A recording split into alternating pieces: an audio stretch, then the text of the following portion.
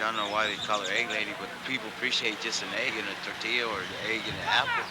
That is helpful a whole lot. I mean, something in the stomach is always good. Where in the world can you find a friend?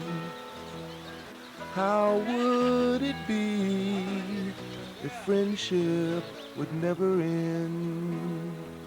People be friends, be good to each other. The way we treat the least people in our societies and in our world is the way that we measure our moral fiber in this country. Come on, people, let's give it a try. My mother always said that if you have really got good manners, you use them with everyone. I had been going out on the street every now and then with a little bit of soup, a few eggs, and I felt very, very called to especially work with people that are day laborers and who want to become independent, but have practically everything against them, and they go to work on an empty stomach. If you can imagine doing heavy physical labor like tearing off roofs, construction work, digging holes, without anything in your tummy. I thought about what food would be the simplest and easiest and the safest health-wise, and I decided that I would pass out tortillas and hard-boiled eggs.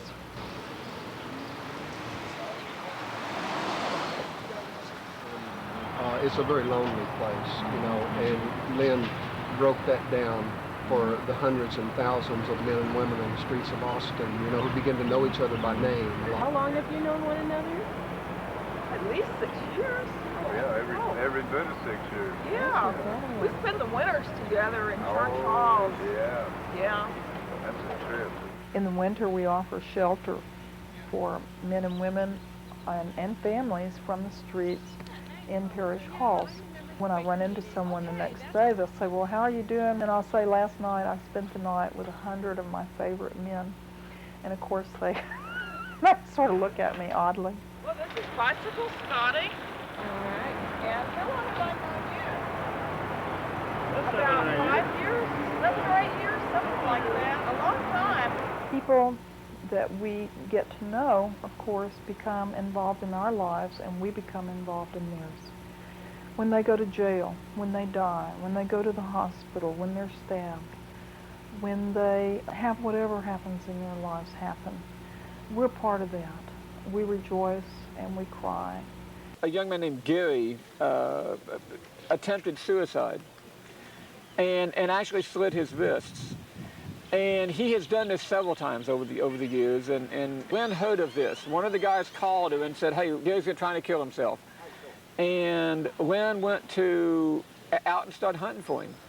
And she went to where his campsite was, and she came down here to the corner, and she looked under the bridges, and she kept hunting around until she found him. And sure enough, he had cut his wrist and was bleeding, was unconscious.